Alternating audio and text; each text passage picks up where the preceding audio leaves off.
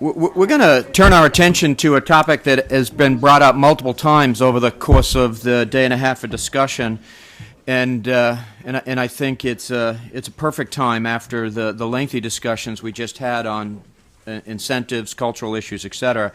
And this is the topic of facilitating patient ownership of clinical trial data, both challenges and opportunities.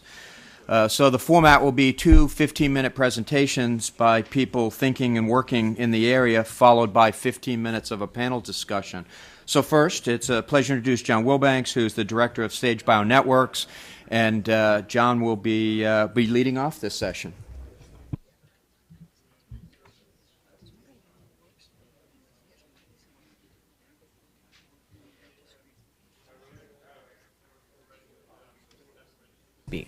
So I'd like to thank the Institute for the chance to speak, and Sharon in particular for putting me on the agenda. So you can go ahead and advance. So I have this session's on patient-driven sharing of clinical research data, and I actually changed my slides pretty much completely last night after following the tweet streams and the discussion of the conference. And the first thing I want to think about is what I think of as clinical and what you think of as clinical may be very different. And so to me, clinical means basically anything that might be clinically actionable. And that includes CLIA-certified data. It might also include lifestyle data about what I do, when I do it, where I do it. And so we need to think about things beyond just CLIA. In terms of research, again, a lot of research can happen outside the traditional medical industrial complex. There's an enormous power for computational researchers coming from outside the life sciences to do powerful computational research. But right now, because of the credentialing process, the data standards problems, the privacy problems, it's basically has a giant stop sign in front of it if you're not part of the existing system. So it's if you're a data scientist, your research for the most part happens in mobile, it happens in social, it happens in finance, it doesn't happen in health. And given that we're facing a gap of 250,000 data scientists over the next 5 years, according to McKinsey, the last thing we should be doing is putting block points in front of computational researchers who actually want to work on this stuff. And then last is what do you actually mean by data? And I'm going to talk about that in a little bit. So this is a picture of the folders at my pediatrician's office, the medical records there. And so this is when I talk to a lot of people in the system, they think, well, this is data, and all we need to do is digitize it, and we'll have plenty of data, and everything will be fine. And this is a very incremental way of thinking, and incrementalism can be very powerful if you have the right central metaphor. But I would argue that thinking from the medical record from the perspective of a patient is the wrong central metaphor. Incrementalism, and when I can click this myself, it's better, I promise. One way to think about incrementalism, and I got this from the professor I worked for at MIT, is think about your ear as an information gathering technology that pulls sounds out of the world. It's a very effective information gathering technology. Let's go through two more. And so incremental advances on it, right, get you things like the ear horn, right, and then here. And so when I see an EPIC system, right, this is what I see, because it's basically a massive, powerful incremental improvement on a fundamentally incorrect central metaphor. Because it's thinking about episodic interventions in which I see a doctor, not about a longitudinal map of my health and my life. And we have the capacity, thanks to ubiquitous sensors, cell phones, and all sorts of other technologies, to actually get a much more high-resolution picture of what people live through, right? Not just what we treat them for episodically, or we study in the context of a single clinical study. So clinical research data can come from places that are not traditional clinical research studies. And in fact, it has to come from those, because that's what people who are sick are going to be collecting about themselves, whether or not they're in a traditional clinical research study. And then I was trying to think of a way to express the central metaphor of health data sharing. And I couldn't remember the last time I heard the phrase fax machine anywhere outside of the system. So when we think about sharing in software, sharing in culture, we share through networked technologies that have an open set of protocols at their core. So the system was tilted towards copying, editing, redistributing, and sharing in a way that was pretty tough to undo, despite the best efforts of the music industry and the video industry and so forth. Now, when it comes to patients, right, we're not very patient. as people. And so this is something I did, I started a week ago as an experiment to see what would happen if I put my genotype online. So I got genotyped at 23andMe. I posted it. This is what you see right now if you go to 23andMe. So I'm not really that interested in my cilantro quotient. But what I'd like to know is, and again, 23andMe, great service. They let you download your data. Right? I beat up on them a lot, but I'd like to give them credit for letting me download easily my genotype file. So I uploaded it first to the Sage Bionetworks Synapse repository. So this is, you can see I've been assigned a unique identifier. I'm telling you that one's me. I don't really care too much about that. I went through an informed consent process that I'll show you digitally that allowed me to upload that file and syndicate it over into a computational research environment. So this is intended to be essentially a fire hose that can attract data science researchers who know that the data that's in there is standard format. It's been cleared from a privacy perspective. They can come in and do data-driven research on it. They can do version control on what they're doing and basically do collaborative data-driven research. And nothing like that really exists right now in the life sciences. And this is the actual individual page. And so this is what we've designed at Sage as a way to share individual level information, because I'm not that interested in aggregate information. I'm interested in serving as a genetic control for psoriatic arthritis, right, as an individual. I'm interested in getting advice on what to do with my cholesterol as an individual, not in the aggregate. It matters to me what happens to my individual data. Now, this is a very traditional system in many ways. It's an online version of a traditional way of getting people in. But I wanted to try something else, so I uploaded it to another website, which is called OpenSNP. This is a wiki based in Europe that a postdoc threw up that you can add your genotype to with basically you click on an OK for the consent process and you upload it. Now, and they give you it's obviously not a picture of me. They give you an automated avatar and an automated page. And what happened, and again, I did this over the weekend, and so it was really interesting what's happened in the last 5 days. So it got syndicated over to a different wiki called SNPpedia, which a guy named Mike Cariaso runs, and it runs an automated gene annotation report for you. So I got an email. All I do is put my stuff on a wiki. And 2 days later, I get an email with an annotation of my genotype that has novel annotations I've never seen before, including at 23andMe. The biggest one is the increased risk of hypertension. All right, so, and there's a citation to it, right? There's all sorts of interesting information. It's completely happening outside of any sort of regulated DTC system, right? It's happening algorithmically, and you're just getting emails through anonymous remailer interfaces on wikis and websites. And so I'm psyched about the hypertension. I'm not psyched about hypertension. I'm pretty psyched about not going bald. But I mean, just look at, this is what happens when you're not patient, right? If you basically say, screw the system, it's not serving me, I'm going to put my data up, right? This is the sort of good thing that can happen. And I'm not promoting this because I think this is the state of the art or what I think everyone should be basing their medical and health decisions on, right? I would rather see the health system be doing this for me than doing this through algorithmic systems and wikis. But I'm not getting the service from the health system as an individual. And my capacity as an individual to generate data about myself is exploding. My capacity to use the systems I use to share software and photographs is exploding. And things will emerge to serve me, whether they come out of the existing system or not. And I strongly prefer that it comes out of the medical system because I believe in the power of the training of the system. But it's just not happening at the same rate of change that culture's happening. This is one of the funniest things I got. This was from a genetic genealogist in the UK.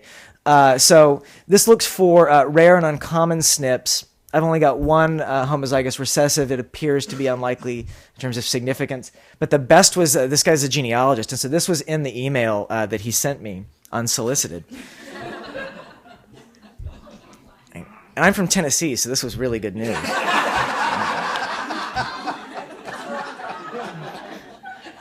So this is the point, right?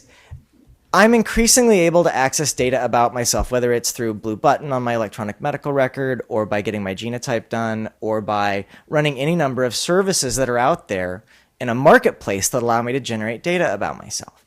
I'm able to distribute them, and there are people, which I didn't even know, who are out there looking at that data, interpreting it, and returning me results just through email.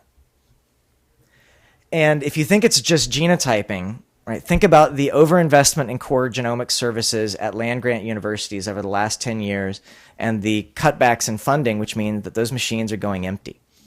So this is a company, a startup company called Science Exchange in the Bay Area that's created an online marketplace where anyone, right, I don't have to be credentialed to use this, can commission at the lowest bidder any number of traditional clinical services that used to be the province of the system. So this is what's the rate of change in culture that's happening in places that are not the National Academies, the Institute of Medicine, and the National Institutes of Health. And people who are frustrated are increasingly going to find these services and start using them. So I'd like to lay out some proposed principles for sharing, because we don't have the internet for health. We don't have TCP/IP and HTTP. We don't have site certificates and HTTP secure. We don't have a culture. We don't have norms, right? And we have legislation that is contradictory at best. And there's this understanding that by sharing more that we can get research results better, but there's also real risks from a privacy perspective if we do this wrong. So the principles that I'd like to propose are fairly simple, which is that we need to be honest with people. We need to tell them if you opt into a shared clinical system where the data is at least moderately public, that it is unlikely that their privacy is permanently protected. You know, I don't believe that it's 3 data points that re-identifies you, like LaTanya Sweeney says, but I heard earlier this week at Mount Sinai that there's 500,000 data points in your health record. I think that's plenty. Even if we take out information, we need to be honest about that and say, if you'd like to share your data, you need to understand that there are risks. And we need to have some risk tolerance as a society for the people who think that the value of sharing their data is greater than the risk that they face.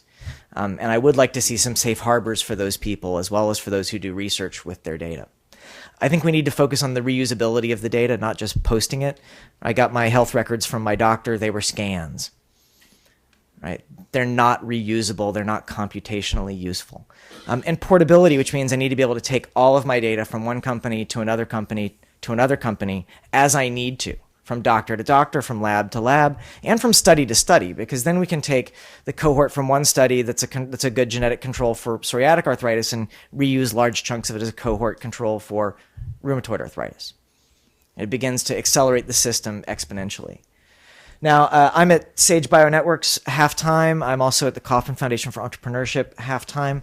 I'm going to show you some stuff from Sage. This is Synapse. It's a back-end system for storage, version control, and collaborative work on computational biology. We're doing several contests right now, which I'll show you the results of at least one of them. But this is a place where you can start putting your data if you've actually been honest with your users and you want it to be reusable and portable. So you can't say anymore there's nowhere for it to go. Right? That excuse is now off the table. If you can't put it in CBI, you can put it here. Consent is also something that we at least have a couple of answers for. This is a consent system we've built, which allows people who have data about themselves to donate it to research. And Kelly was part of the ethics advisory team that helped us put this together. You go through an online wizard, you grant explicit rights to do research, to publish, to redistribute to people who have signed the same terms of use, and even to commercialize products. You can't sell the data, but you can sell products, software, drugs, diagnostics that come out of the data. Right? This is a donation of data, not a conditional grant. This is the sort of things you see when you have a consent infrastructure and a computational infrastructure. We got a bunch of data from and cell lines from Metabrick on breast cancer. We turned 1,000 of those into a data set. We invited the world to come in and build computational models of breast cancer. And now you see the leaderboard at the current, as of late August, for people submitting. And, you know, Warwick Systems Biology is someone you might expect to see, but there's also people just coming in randomly who are building better and better computational models of breast cancer. And at the end, we're going to have all the models, not just the winning model. So we're going to be able to learn from all of the failed attempts, not just all the successful attempts. And Bridge, which is the newest piece of the Sage system, is a way to actually let people who've got data about themselves come together and commission people to come build the models. So this would allow 50 people with early onset Parkinson's to come in and say, we've got genomics data, we've got all sorts of other omics data, we've got metabolic and molecular data. It's in a standard format, $50,000 prize to the first person who builds a successful computational model. The breast cancer project I just showed you is a part of this. And in Fanconi anemia, we're looking at what happens if you actually build a private system for sharing data about minors, obviously, and we start looking at what's the relationship between Fanconi anemia and head and neck cancer. Again, letting people come in, credential, watch what they do, but basically lowering the barriers to get at the data to do computational research. And the idea is that you ought to be able to give money to a thing like this directly, you ought to be able to give data to a thing like this directly, and you ought to be able to contribute as a competitor directly. And changing the roles is sort of the third piece. You need the back-end software, you need the consent, and you need something that begins to change the roles so it's not just, I'm a patient and I see my doctor X number of times a year. You can be a participant. So to sort of end this and let you think about SAGE, the idea is that the whole point of this is scale. If we have 100 patient-driven clinical studies that don't connect and don't integrate and don't scale, we will have missed an enormous opportunity.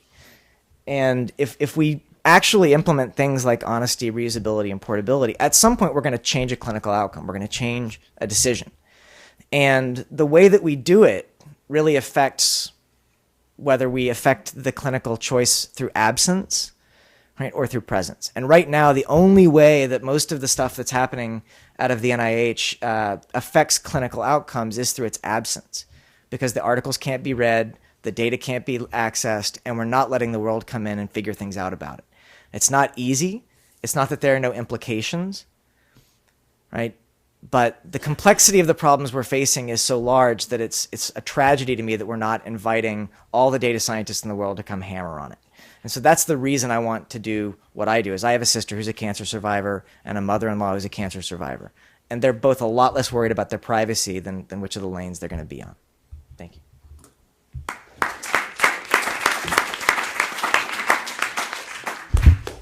Thank you, John. Next is Deborah McGraw, who is the director of the Health Privacy Project at the Center for Democracy and Technology. Thanks very much. I do have some slides, but most of my talk is not going to involve the slides because I don't have any really interesting slides like John did. I am an attorney.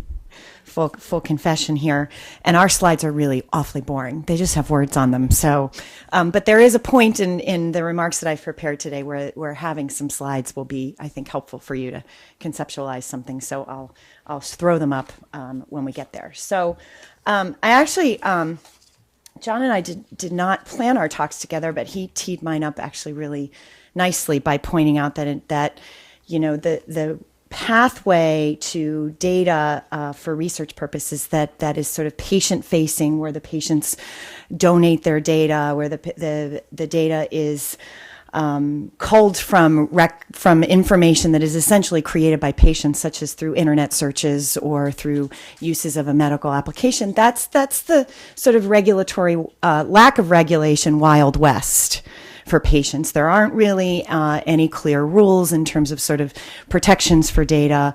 It's only based on what commitments you make to people, which ideally you don't want to overpromise. Be honest with people. I actually like that principle because ultimately, if you're not honest with people, actually we do have regulatory authority to beat you over the head.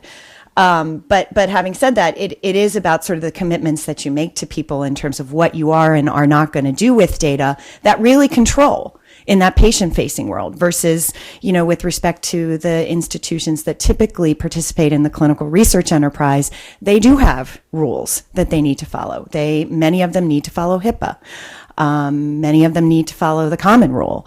Many of them need to follow both HIPAA and the Common Rule, and they place some very clear boundaries around how data can be used.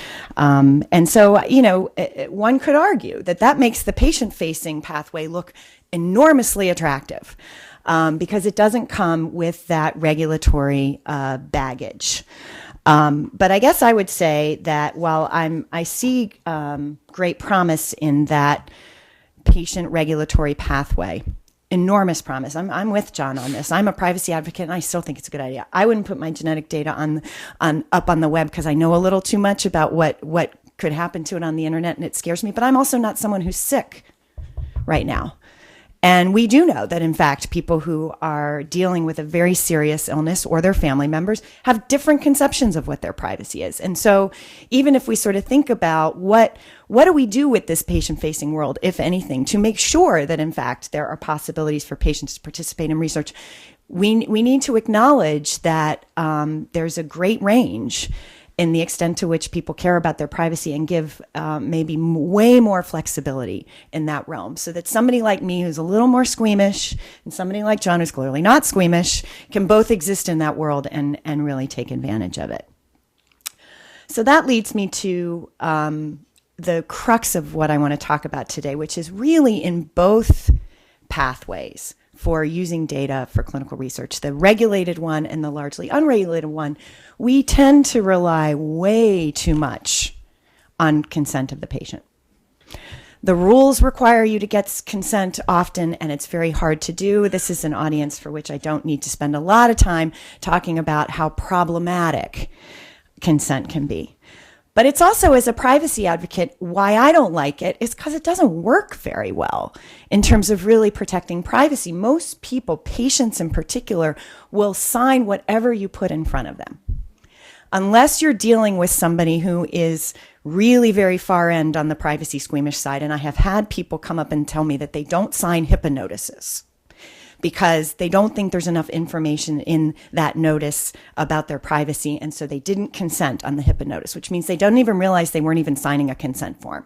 But they're that squeamish that they don't sign that. But by and large, most people say yes. And so that means that in relying on consent, we've created both an obstacle for researchers and not really gaining very much value from a privacy standpoint. Now, in the patient-facing model, again, because patient-facing models of data collection, delivery, access, I do think there needs to be some sort of gateway role for patients to be able to say, yes, I'm okay with you consenting to research. So when I looked at John's slide, which had this sort of portable consent form with those sort of general categories, I mean, that again, it's general. So your definition of what is research and what is not research and what is appropriate to do under that research bucket, those decisions are going to be made by somebody else because the patient has generally said, yes, it's okay. Similarly with the commercial bucket. So there's sort of more general forms of consent that HIPAA would frown on, right? Because it's not specific enough.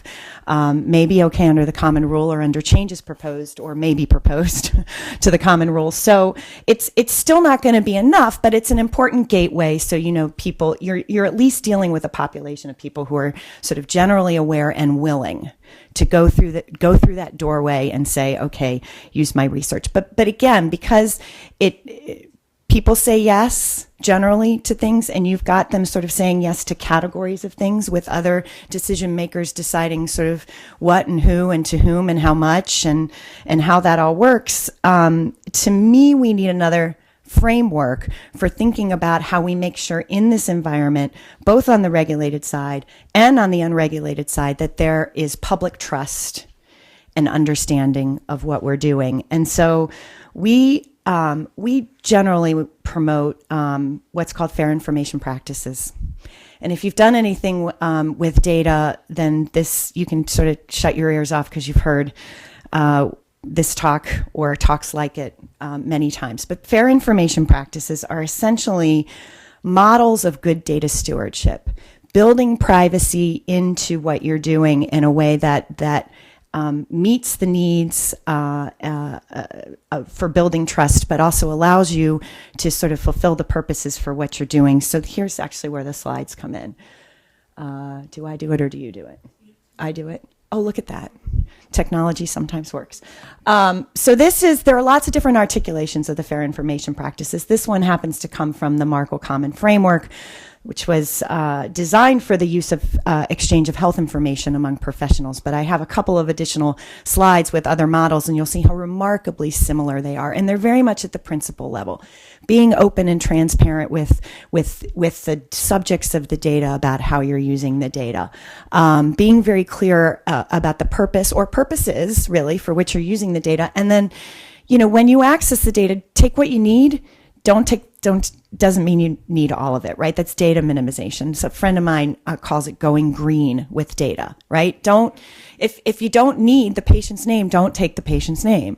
If you don't need, take the data points you need to address your research question, and don't take others. Individual participation and control. So that's usually the principle where consent vests, but notice that it's just one of a set of tools for protecting privacy. And you deploy consent typically in at times when you're doing something with the data that maybe your subjects wouldn't expect. That's unusual. That's out of the ordinary. That's out of the norm.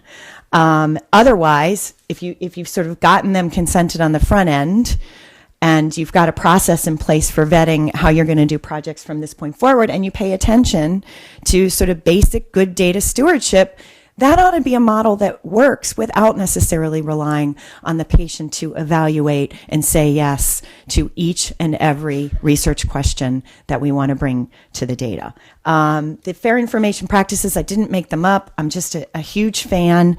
And in fact, they're the basis for most information law that exists in our country and in Europe, regardless of the type of data that you're talking about. So I'll just quickly show you a couple of other frameworks that I found. There are many others. This one comes from the Office of the National Coordinator for Health IT. Very similar principles, similarly worded, each of them borrowing after one another, and then particularly relevant for for efforts that are sort of focused more on the consumer world, patient-facing, the Federal Trade Commission. Again, they have the authority to make entities comply with any promises they make about how data are going to be used in the commercial sector. And essentially, they issued a report in March of 2012 that basically said, look, companies, we know there's not a baseline privacy legislation that applies in the internet world or in the offline world, but in commercial contexts. But companies that follow good, fair information practices, that build privacy by design into every sort of product and service cycle, essentially will be standing in good stead and will be essentially following a model that we would do in regulation if we had the power to do that regulation, which Congress hasn't given them that power, so they don't. So it really is about focusing on fair information practices, making consumer choice more simple. Consider the context. That's the issue of, if you're using data that really is arguably outside of the context in which you collected it, that's when you really ideally do need to ask people if it's okay. Selling data to third parties is often cited as an example of when you really need to go back and ask people if it's okay. If you didn't collect it on the with the knowledge, with consumer knowledge that you were going to do that on the front end. If you did on the front end, then you don't have to go back and ask folks again. And then transparency. Transparency to me is the most underutilized value of fair information practices. And often for patients and their families, the ones that are less willing to share data for research purposes, I think for some of them, it feels like you're sending data into a black hole, where you're never going to hear what happens to it, where you're never going to be able to get any knowledge about it, where it might be shared with other people without you necessarily being aware. And I think we could do a lot more as a community and from a policy standpoint to build better models of transparency for patients. So that's essentially the end of the slides. I want to wrap up by saying a couple more things. One is the title of this particular panel deals with patient ownership of data. And I want to, without necessarily angering people who feel very strongly about the notion of patient ownership of data, let me present to you that I think ownership is not the right frame or context in which to consider those issues. Because ownership is not very conducive to a sharing world. Not at all. I mean, if you own your house, you don't share it with other people unless you say it's okay, right?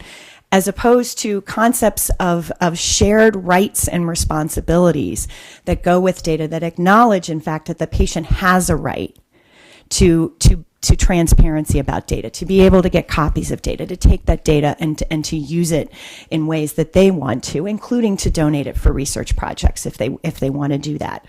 And that's far better than and a far more workable concept than ownership. It also allows clinical research organizations to think about sharing in ways that and they should think about sharing in ways that are not about proprietary interests in data. I own data versus, I have this data is in my possession. And I have certain responsibilities with respect to that data because it's sensitive, and I made commitments to people when I collected it, and I have legal commitments, again, if you're on the clinical research side, to protect it in some way. But you don't own it. I mean, unless some states actually have passed laws that declare that data is owned in certain contexts. But even in those laws, other people have rights to it and the right to look at it. So it's if we're struggling with notions of who owns it and when can it be given away, we're starting in the wrong place. The data, the holders of the data have responsibilities, whoever that is. And that's, but at the same time, when we're trying to create a community of sharing, we also need to talk about sort of what the community commitments are, commitments to the patient about sharing that data. So one more thing, and then since I have some seconds left, even though I have the yellow light, and that is that this patient data sharing environment that John gave us an eyeball into, and that many of us are getting more involved in, there are some policy changes that are going to start to take place with respect to clinicians who are participating in the EMR, EHR incentive program that are about to sort of kick the data sharing with patients door open much more widely. Beginning in 2014, if you're participating in that meaningful use program as a clinician, you're going to need to provide to patients the capability to be able to essentially have a blue button capability, to be able to view and download and transmit to somebody else clinical data that's part of an electronic medical record, much of which will be standardized in accordance with HL7 standards. And then you can use it in the ways that you want. And there are some details that need to be worked out in terms of sort of giving guidance to providers who do have obligations under HIPAA to make sure that they understand that, in fact, they can do this. They can do this legally. In fact, they really should be doing this legally. And here are sort of the sort of pathways to get from point A to point B in terms of getting your patients' accounts and making sure that they have access to it and not creating really high hurdles for your patients to be able to get into those systems. But that, to me, now we're not just talking about data that patients can either self-enter or get from, say, a genetic testing laboratory, but actual clinical data that they're going to be able to have access to and move and share with whomever they want under whatever context. So it just creates a very interesting dynamic that I'm pretty excited about, actually.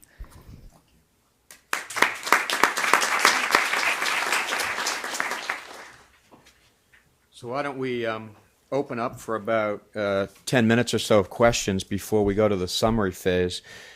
John, let me start with the questions. You made the comment, which I really like, and I believe that things will emerge to help me whether the system does it or not.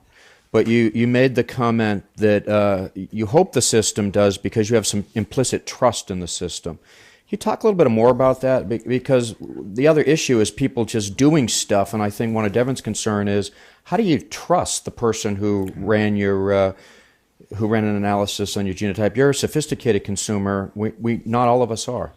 Yeah, I mean, ideally I would get this with my doctor, but that's hard. I go to a doctor who actually spends 2 hours a year talking to me, which is really rare, and is willing to engage with me on these kinds of issues. But I think that makes me a significant outlier in a lot of ways.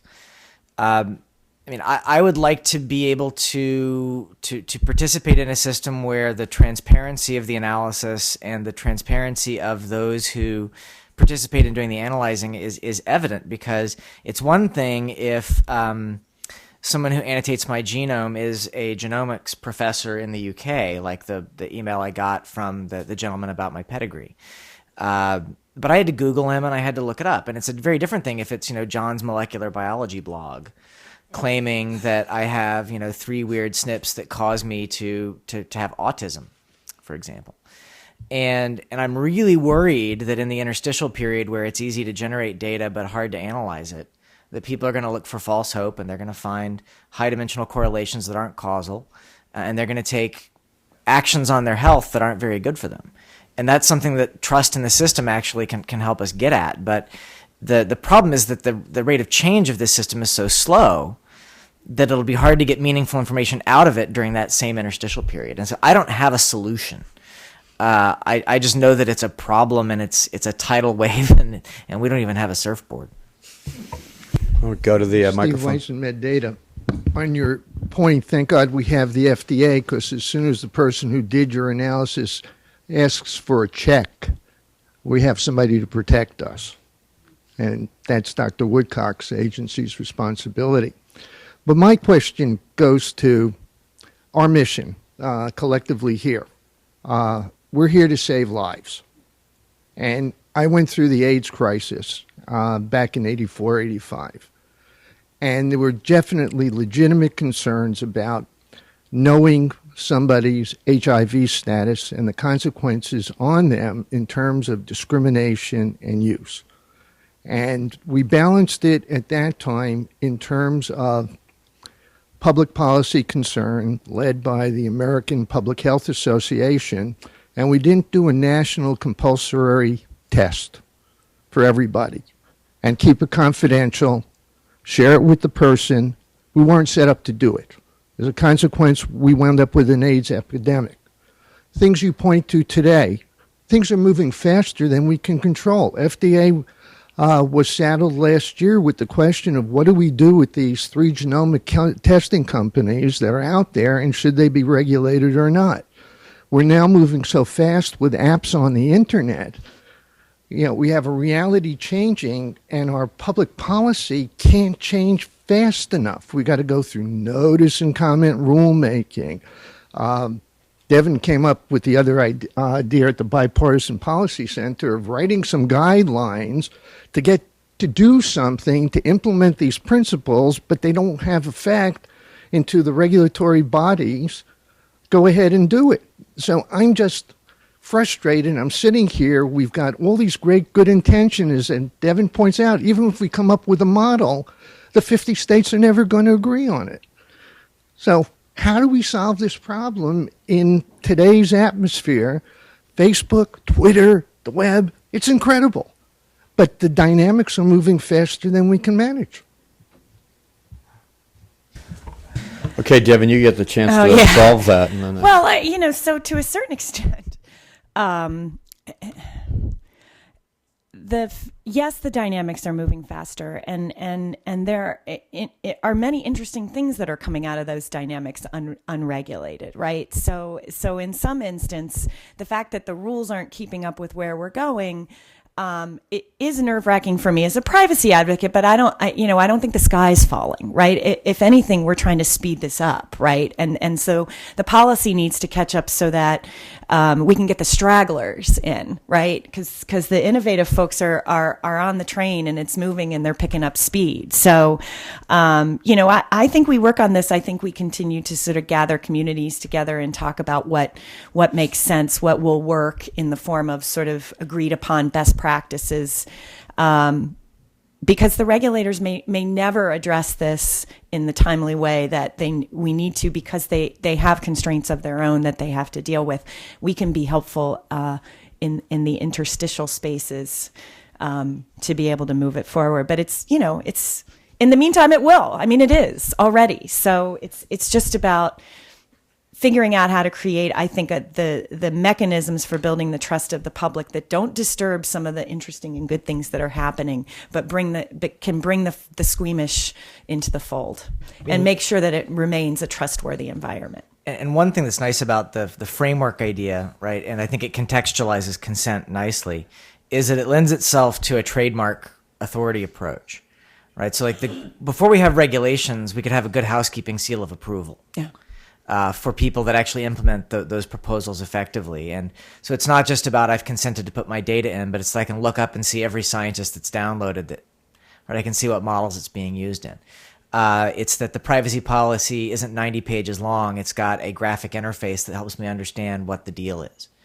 And those are things that we can collectively create a trademark, give that to people, and only do business with people who have the trademark. And those are things that we can do well in advance of a regulation if we buy into a framework approach. So I just want to endorse that. Carol Mimura from UC Berkeley, and my question is related to the first two. John, you put up there the portable consent document, and it also on that form had a defined term, qualified researcher. And I'm just curious to know how you define that on the form.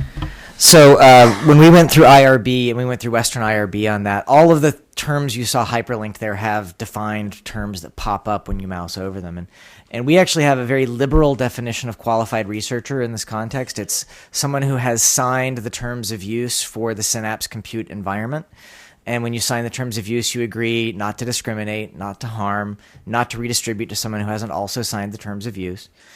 Basically to stay inside the sandbox that we've built, right? In order to get the low barrier of entry, you've got to stay inside the sandbox. But we also tell people in that if someone violates the terms of use that the qualified researcher signs, that we have very little power to enforce. Because this isn't property, and it shouldn't be property. I agree with Deven.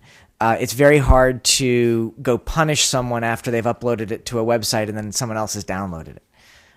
Copyright would magically follow that if it was a Britney Spears song, but it doesn't work that way in data, and that's actually for the best. But you have to be honest about that with the user, which is that we want random people signing up for Synapse accounts and hacking on the data. And so to us, a qualified researcher is someone who has accepted the liability by signing the terms of use. That creates enough disincentive for Aetna or Pfizer or others not to screw you, because a big company is deterred by liability. What really keeps me up at night is social problems, so trolls. Someone who comes in and figures out that my kid has IBD and that's why they go to the bathroom all the time and puts that on their Facebook page, right? And I don't know how you design a contractual liability system that defeats trolling. It's one of the scourges of the internet socially, and it's going to be a scourge of the health net.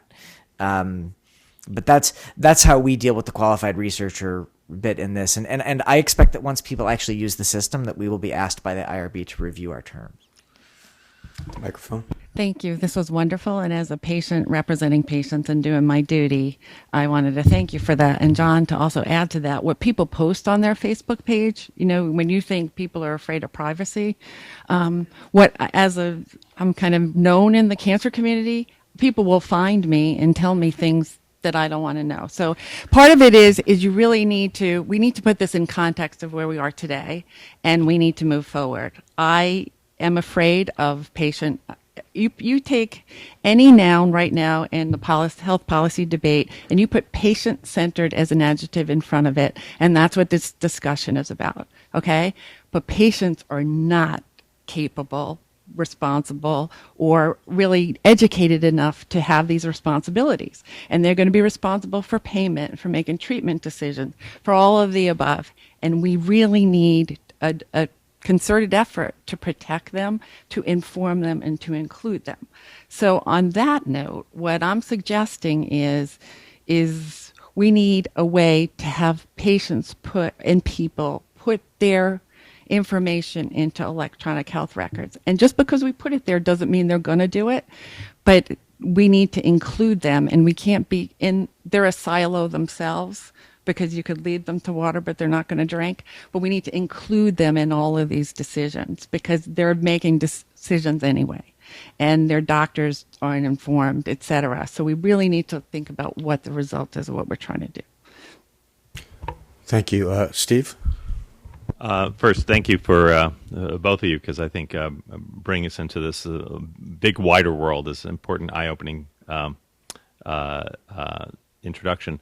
I have a question for two of you. One is both of you could answer this. First is, my impression was HIPAA was really instituted for misuse of health information by providers, insurers, whatever, and that they really didn't think of the ramifications for research. And I was told, and I would love to hear from you, is that there were plans, perhaps in the current environment, impossible, to revisit HIPAA to reduce the interference with the smooth functioning of the research system. I think a lot of what we're hearing here were unintended casualties of HIPAA. This was not the misuse, I think, that was being envisioned. So I'd like to hear your comment on that. And second relates to a bunch of comments that, John, you made, and I don't understand the full scope of SAGE, but you said repeatedly that you were getting or others were getting from this internet data culture things that they were frustrated and they were getting things that their doctors weren't giving them. But to me, the kinds of reports you're getting, they could come out of a fortune cookie factory. I mean, people get frustrated that they don't get treatments for cancer that don't exist, and they go out and they get Laetrile, they go out and they get bone marrow transplant. I mean, you name it. I mean, the whole reason for the controlled system, and I'm not saying that they don't have a lot to learn from what's going on outside, is to make sure that that people don't go out and just buy what they think they want at that moment that's totally bogus. And I don't know what any of these reports mean, and I don't know that any of them are actionable, and I suspect that 95% of them are untrue. So what does it mean to have this system, or what does it mean to you, that's giving people messages that quote-unquote satisfy a need that may, in fact, hurt them if you meet that need? So these are two questions. So why don't you answer the last question, John, and then I'll go to Deven for revisiting of HIPAA. So I agree with you completely. My oldest sister's autistic, and so she was born in '66, and this is back when maternal abandonment was the core theory of autism. And I've watched the autism field go through the convulsions of the last 20 years, and I think it's a good case study for how bad medicine and bad science can affect people's lives in ways that are negative. The point I'm making is not that I want medicine to be practiced algorithmically by strangers on the internet. It's that it's going to happen, right? People already go to the internet to find medical information and treat themselves. And as they can generate more data about themselves, they're going to start going to the internet with that data. So my argument is that Pandora has been out of the box for a while, and what we need to do is deal with it. Not that I like what's happening necessarily as a sense of scientific accuracy. So, what I would like to see is the sort of place where if I'm a citizen and I read an article about a disease and a potential treatment, I can extract a hypothesis and find a way to talk and connect to an actual genomicist about it, to understand whether or not, a fruit fly experiment, right, indicates whether or not I should take a drug.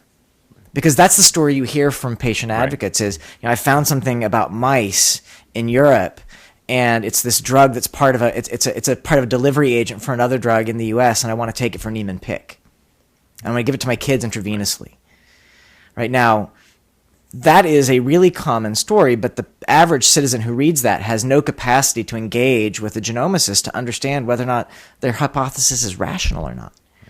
And in the absence of that, people are going to use the internet to find irrational things.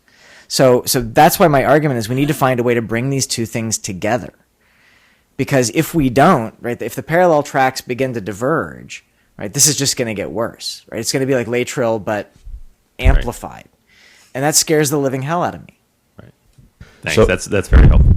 So, Deven, the revisiting of HIPAA. Sure, I know that quickly on that. So, certainly in the last proposed rulemaking that the Office for Civil Rights put out, they sought comment on a couple of HIPAA changes that might make it easier for researchers, allowing for general consent for research in some circumstances. Where they're going to go with that, I don't know.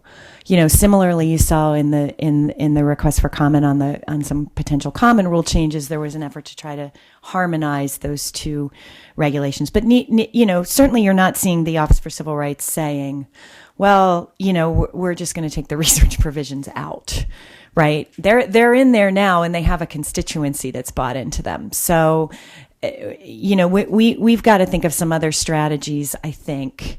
Because there's gray areas within those rules that give us opportunities to move better, faster, provide for best practices that answer questions that are not currently answered well in the regulations than necessarily relying on the regulatory infrastructure. It's just it's thoughtful, and that means it's slow. So, all right, I'm going to being informed that we'll have time for one more question. Try to keep it brief. We will have another panel discussion. So I'm going to try to be as brief as possible. Deven and John, maybe this is an experience that you could build on.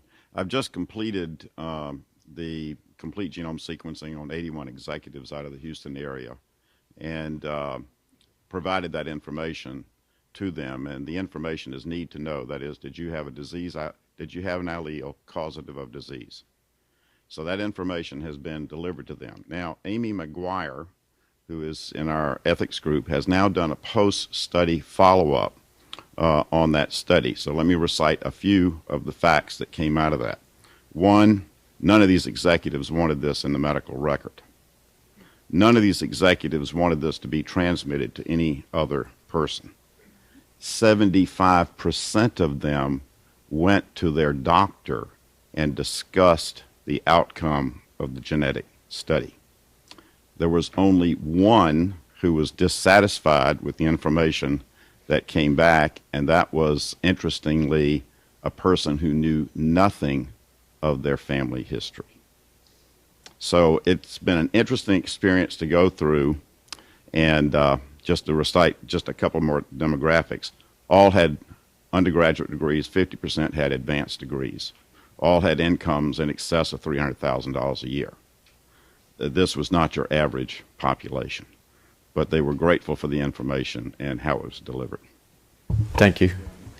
Yeah, I don't know. I mean, I find that really interesting because again, you know, you have people like John who get information and are happy to sort of share it and see what people can tell him based on his genome. Others would really, I want to see that privately. It's delivered to me. I'll have a consultation with my doctor, which, by the way, that consultation did end up probably in a medical record, even though they didn't want the information in there. No, it did not. Oh, they didn't put it in? One bought more insurance. One, okay. Okay. At, Well- at any rate, I mean, it's an instructive tale. We are dealing with a population of patients who don't think about these issues in all the same way. I mean, and so I'm going to give 30 seconds. So I think that's a great story. And what's important is the agency is at the individual's level, right? Because you've given the data back to the individual, and the individual has the agency to share it, to talk to a doctor, and I think that's important. But to sort of leave this, you know, when we talk about patient-centered sharing or what have you, in software, in photography, in music, there's a certain percentage of the creators who like to share.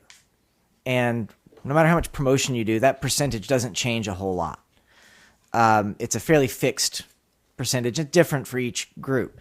And my gut is that you're going to have a similar dynamic in patient data sharing. There's going to be some chunk of people who are like me, who are exhibitionists or who are sick and have a motivation. But it's not going to be most of the population. And so the correct answer for me is not to force everyone to share or to overhype sharing. It's to increase the sample size. Because then whatever that X is for this field can create a large enough reference set of information that we can begin to do meaningful, interesting, and novel ways of doing the research. But it starts with individual agency, and it starts with individual rights. Thanks to the two of you. Could I have the session chairs come up now?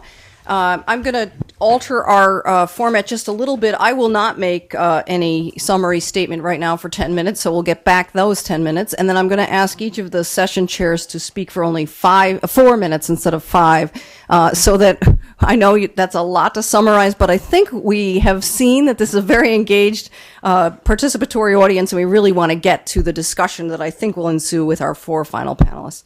So if you guys could all come and take seats with microphones, and we'll just go from session 1 through session 4.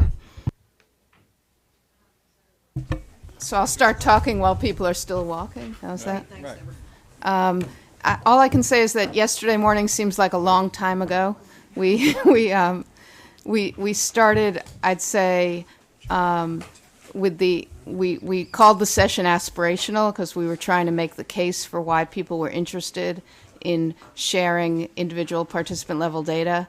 And I think what we've learned over the subsequent day and a half is, at least to this audience, we don't necessarily have to make that case so strongly that in general, there's an agreement that there's value there, and then the issue is in the details. So the only 2 points I'll make, and then Bill will say a few more things, is that besides giving particular reasons why individual participant level data was important, there was a plea for clarity in nomenclature. I gave the plea for clarity in nomenclature about what we meant by data, being very specific, and many talks in the subsequent day and a half, I think, bolstered that argument, especially Steve Goodman, Peter Doshi, and others who gave examples of what kind of data there are out there and how important it is to be clear. And then Dr. Loader made the very excellent point that we also have to be clear on what we mean by sharing, and that also was bolstered in the subsequent day and a half, because we've seen many, many different models and proposals about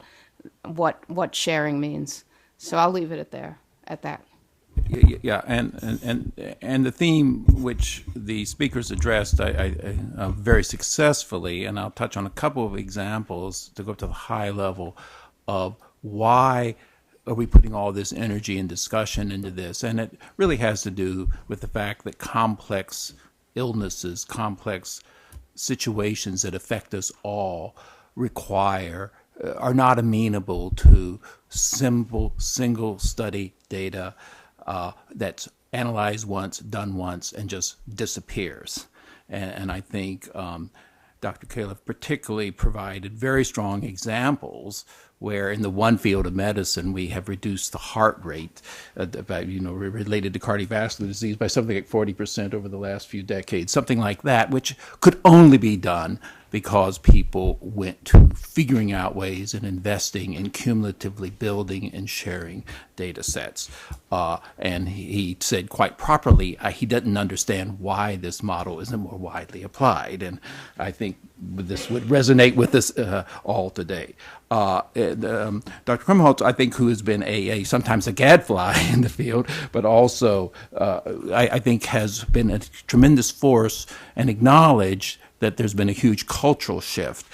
So I think we heard that the cultural shift is occurring in all spaces. And frankly, as somebody commented to me along the way, we hear that the incentives maybe in the industry side are beginning to be recognized, but as Miles emphasized, for the academic group to find ways to provide incentives for investigators, government-funded investigators by such simple measures as finding ways to give credit for sharing data are highly important. And this is a theme that has continued throughout the 2 days, and it remains hugely important. And finally, just the last thing, I think some of the other examples, like Jesse Berlin providing that only by looking at large data sets could you figure out, I believe it was like 15% of the people really were benefited from a transplant therapy. But those people who benefited enormously, and again, only by this sort of cumulative data. So we just keep coming back to this, that for complex illnesses, it's not like, invasive species where you have an antibiotic that hits a single thing and you'll be pretty sure you'll get results. Most of the conditions we're talking about now are far too complex for that simple old model upon which a lot of the medical research enterprise was developed. And so I think that was the big takeaway theme, that we have to have the data sharing for true advances for all of our benefits. And then I have to, in my last 13 seconds, I forgot to emphasize the thing nearest and dearest to my heart, which is the need to inspire trust in the data about each clinical trial. And Steve Goodman used the term, I think, chain of custody or something along those lines, which is a great way to think about it. But I do think transparency does inspire trust in the 99.9% of cases where it will reveal that things were done totally properly. It will benefit all of us. Yeah, thank you. I think that the takeaway that I have had is that clinical trial data is a public good, and it was emphasized again and again. And of course, that means that there's many, many stakeholders, some of which each of us didn't even know about, and their basic rules and norms of behavior. And I think as we sort of dug into, session 2 was aimed towards digging into examples of data sharing exercises and what they've brought to us and some of our challenges. We've learned about the differences in cultures, practices, expectations, rules, laws that each of us really ultimately will need to understand. And as we understand and develop adequate communication and mutual understanding, I think we will get to a better place. And some of those stakeholders are represented here, but missing are, for instance, plaintiffs' lawyers. We didn't have as much from privacy. We didn't have speakers from patients, advocates very much, but we did in this session a little bit. I'm not going to recover the issues that were mentioned before, so just going through the session talks, Deborah Zarin already reemphasized a key issue that she talked about, which is transparency is extremely important. And then ultimately, the point which I took from the later part is that we cannot trust summary data. And that summary data also has the issue of being, frankly, inaccurate occasionally, and that is probably why, although maybe underemphasized in the talk, but emphasized to me in a few comments later, that is why in many cases regulatory agencies on the review side don't rely upon summary data and in fact look at all of the data, even including source data in some cases, to make their full analyses, to make judgments about approvability and safety and other issues. Very important point, and a big contribution of ClinicalTrials.gov. Hugh Jones, who spoke about DataSphere, really brought a wonderful vision of what could happen if he created what he called an iTunes or an iStore of data sharing. And I think we heard this again and again, including from the last talk from Wilbanks from SAGE. And that the ultimate principle that he talked about was that that to get a decline in cancer rates, again going to this complex disease problem, you really need to have sort of third-party aggregators which have no judgment and sort of no stake. So there isn't the kind of manipulation or control, and we heard about extensively data non-sharing in different worlds that have to be gotten around, and this would be a model that does so. We heard extensively about Dr. Kuntz and, frankly, Dr.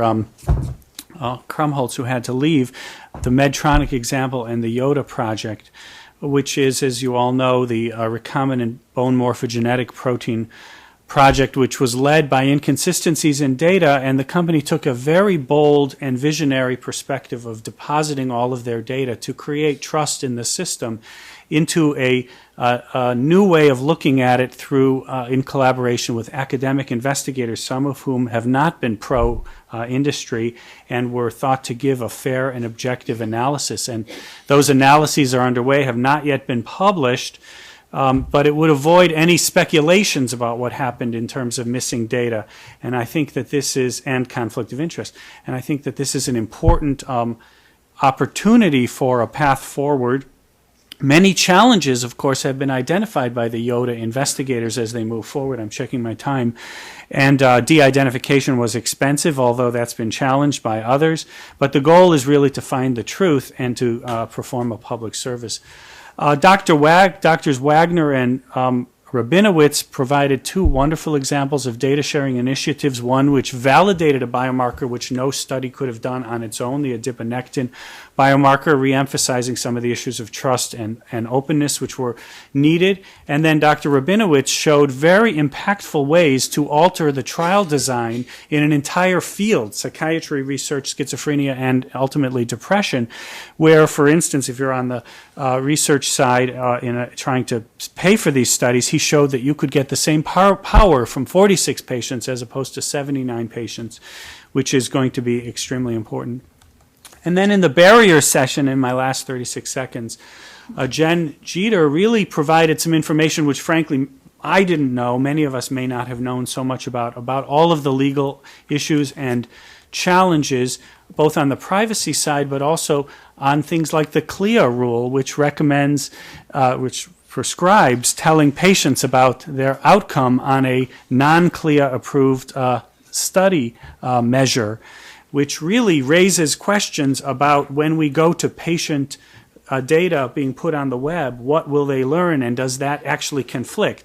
And I think her main point was that there's a tremendous societal and regulatory ambivalence about the wish for data versus the fear of disclosure, which came up again and again. And her analogy and metaphor was the tree rings, where regulations come up in bad years and then they go down in good years, but there's a continual sort of accretion of these regulations, which are very challenging. Kelly Edwards emphasized the ethical issues, and I think that's a wonderful bringing together of stakeholders today and thinking about common values, common cause, and transparency. Her point about that the floor one is regulations, and we must go beyond that to seek higher values and also put the interest of advocates at the forefront. I'm over time, but Dr. Ioannidis talked about, and this came up again and again, how articles are merely an advertisement for petabytes of information, and that frankly even the journals are not adequately complying with their own regulations, and that came up again and again. And I'm very pleased to end on the comments and the vision of Sally Oken from Patients Like Me, who spoke about that subjects and patients may be actually a pejorative comment, and that these are really citizen researchers who are contributing in an altruistic way to the care and well-being of future patients, and that we should curate but use their voice in a more consistent manner. Well, first of all, I think this was a real winner of a meeting, and I was very impressed by the survey that really went all the way from the philosophical and ethical down to some practical issues and barriers, and very exciting that the IOM was able to pull this together. I want to speak for a few minutes, not just wearing an industry hat, which I currently do as the Chief Medical Officer of Merck, but I'm only a recent arrival there, and up until 3 years ago was the Dean of a medical school and spent 20 years in academia. So from both of those perspectives, and just to highlight some themes, I would say that my first theme is that I think that we need to do more to get the best interests of patients up front. We've heard a lot about the difficulties for researchers to access data and their promotional issues, and we've heard about systems and payers and all of the problems they have. But I would just recommend that our starting point always be the patient and the best interests of patients. And number one on that, and I know that there's been a difference of opinion here, is privacy and confidentiality. I think that they actually are paramount. And, the history of the last century reveals that when information, very private information about individuals, is revealed against their will, it can do great harm. It can destroy careers. It can lead to the loss of life. It's a completely different thing if somebody wants to put everything private on Facebook. That's their choice. But I don't think we should take liberty with that, and I would advocate that as a top principle. I'm not going to review all of the benefits that we heard. We heard a lot of benefits for transparency, which I think it was really great to assemble them. I got an appreciation of some that I hadn't heard before. For instance, that revealing data can actually be used in defense in controversial circumstances. So it's actually maybe a little counterintuitive sometime, but actually to put that data out there can be helpful for those who are concerned about the downside of revealing data, and also the enormous impact of hidden data, missing data, that we sometimes think we have a full picture, but we don't. I also do want to move the discussion to earlier than sharing data. The quality of the data is important, and sharing data that is no good will lead to mislearning and misinformation, and that has real downsides. And I think it really needs to be a tandem examination here. Transparency has to be coupled with an understanding of the limitations of the data that we deal with, because, in some circumstances, the emperor has no clothes, and the data may really not be worth examining. And if it's not reproducible, a theme that we heard many times, I think that presents a problem for everyone. Academia, industry, again, beginning with the patient, you could make conclusions on the wrong data that ultimately will harm patients. And some of this stuff is pretty sophisticated, and although I don't generally advocate being paternalistic or maternalistic, in some cases it's not possible to appreciate with the sufficient sophistication all of the issues. And then I would say that while I think virtually everyone in the room has come into this meeting advocating transparency and data sharing, I think that there are important pitfalls and downsides to sharing data. We not only might reveal problems about drugs or therapies that could be misused, but we could lose access to some true benefits. And Hans-Georg Eichler from the European Medicines Agency, I think, explained that very well, so that flawed analyses. If your data isn't good, it doesn't matter how good the methodology, how elegant it is, you apply. And so we could actually lose public trust by getting a lot of publicity around flawed analyses. I don't have a remedy for that, but I think we need to be mindful of it. Yes, I'm speaking on behalf of Lynn Hudson and myself. We consolidate our things to fit within the 4 minutes. Our session was on standards and governance, which frankly was a lot more exciting than I expected. It was a lively debate. Following up from what Michael said, so one of my favorite sayings is disclosure does not equal transparency, and I think that was one of the underpinnings of that session. You can put data out in the public domain, but if you can't explain what it means or for how to use it, it actually isn't being transparent.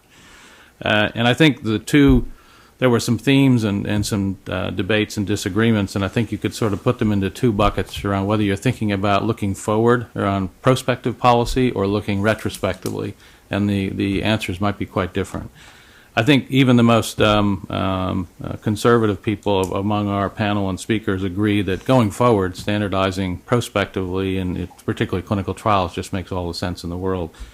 We heard from the FDA Office of Planning and Analysis that for submissions, even if it's done retrospectively, having things in a standardized way is really the only way they can survive in looking at a submission environment. If you're looking at retrospective standardization of other data sets, you could decide that maybe that's an investment decision. Maybe you don't want to standardize all the data. Maybe you only want to look at those variables that are important or that are being requested, or if it's a discovery data set. In terms of warehousing, I think our two speakers from the FDA, Seifert and Pastrakis, basically, I think were discouraged by efforts around warehousing, and so basically they're basically saying re-standardizing things retrospectively may not be the way to go. Meredith Naum, I think, did a great job pointing out to us the importance of defining terminology and semantics. So even if you're going to put data out in the public domain, if there isn't a common understanding of what the words mean, whether you like dictionaries or whatever or not, it's a reality. Quality was an interesting debate. I think, again, everybody agreed, it's been proven in many industries or environments, standardizing things going forward improves quality. I mean, everybody, almost in any process. The debate was whether or not standardizing retrospective data, you certainly can't make bad data good by standardizing it. You just make it standardly bad. There was some comments that standardizing data actually can hurt the quality of data. I don't personally believe that. I disagree with that speaker, but that was a minority view. The question of who pays, which we never answered, but came up a number of times, and I've now learned not to use the word data owner. The data holder or generator isn't necessarily the one who should be saddled with the cost all the time. They may not have the means to do that. So that problem needs to be solved. If you're going to request data, who's going to pay to get it in a form that people can look at it? And following on from that, we heard from both the HL7 and CDISC environment that the vast majority of standards development in the world is done on a volunteer basis.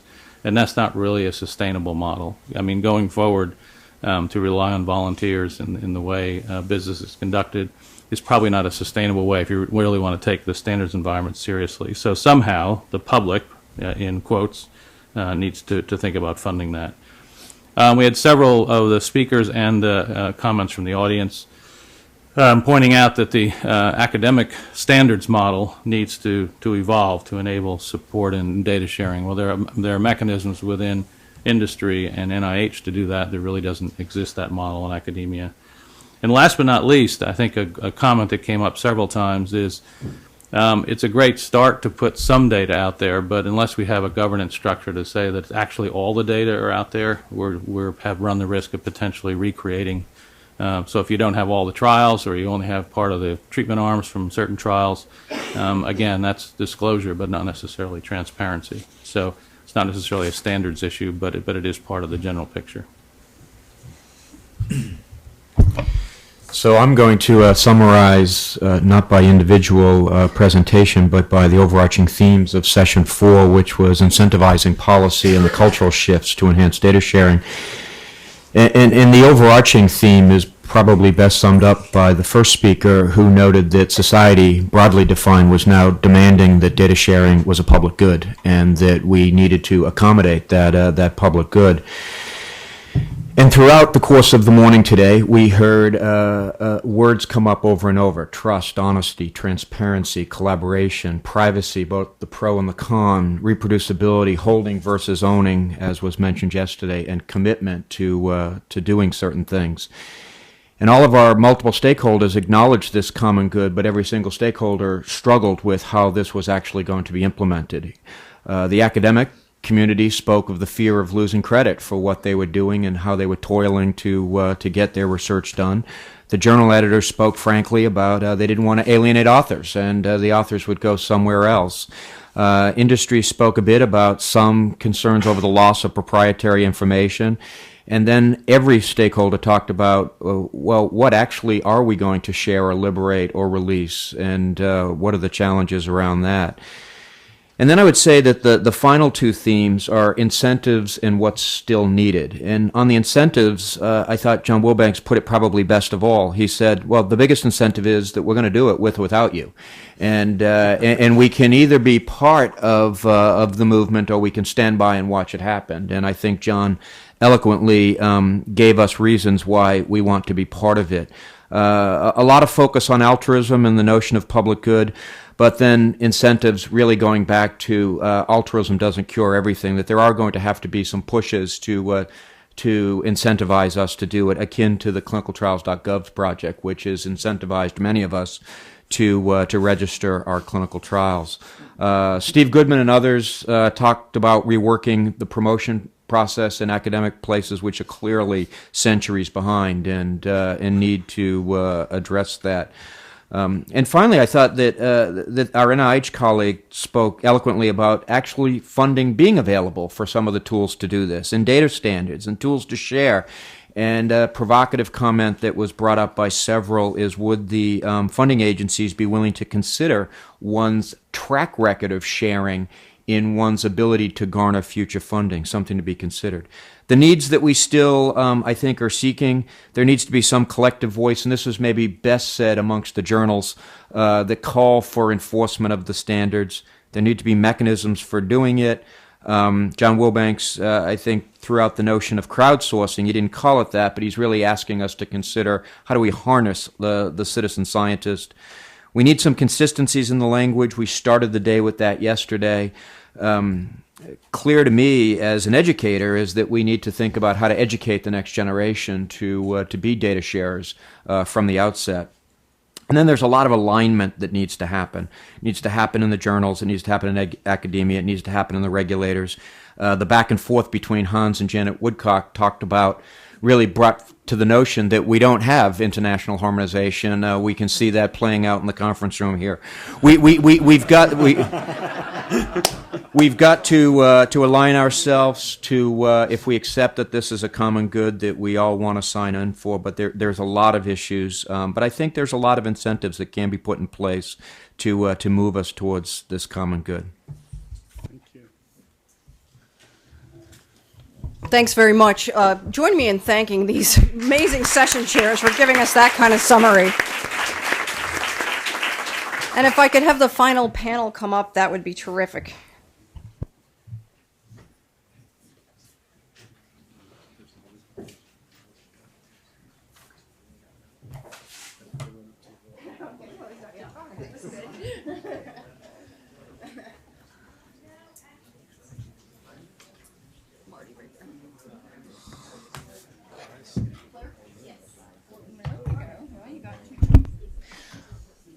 Okay, we are coming to the close of a day and a half of really vigorous conversation, and this panel will no doubt be just as vigorous.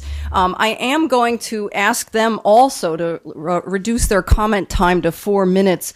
That is largely because I think there's a lot of energy in this room. We wanted this to be very participatory, that none of us who happen to sit up here are any more important than anyone else who's here. So I'm going to begin with Josie Briggs, and we introduced Josie before, so I'm going to have you go ahead. 4 minutes. Okay. Really wonderful meeting and many provocative ideas. It's clear that people recognize the NIH is doing quite a bit and that we could do more.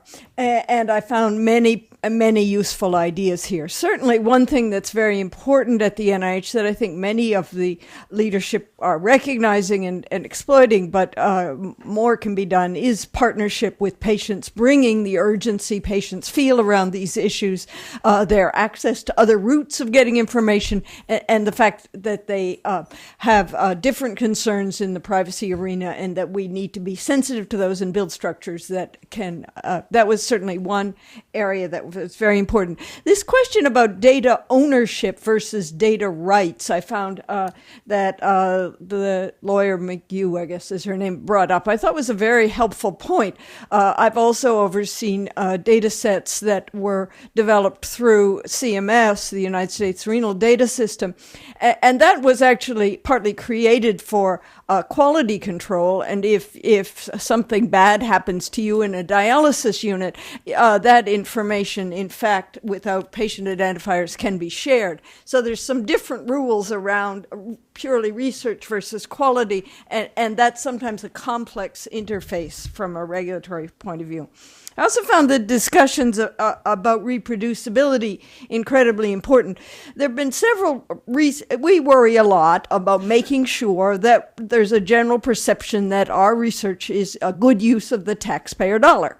Very important concern for us. And there have been two areas in which there have been some recent challenges to that. One is a study by Joe Ross about how many studies didn't get published. My colleague and good friend Mike Lauer has looked at that again in NHLBI data, and he finds it's not quite as bad as the Ross sample looked like, but indeed we do have a problem of studies not getting published, and that's particularly true of smaller studies. Another big challenge has been the questions of two industry studies and then some studies from people in cognitive psychology about reproducibility issues.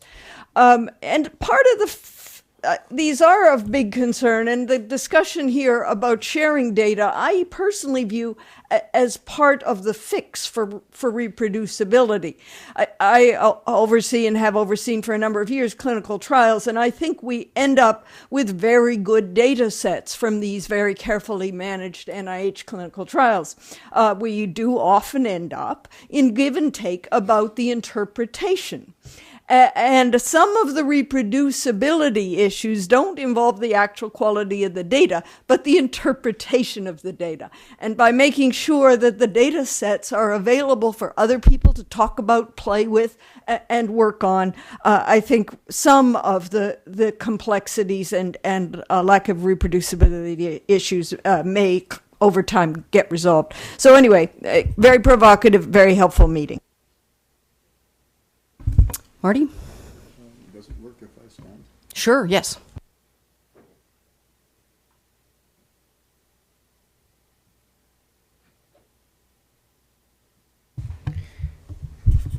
So thank you, Sharon, very much for inviting me, Institute of Medicine.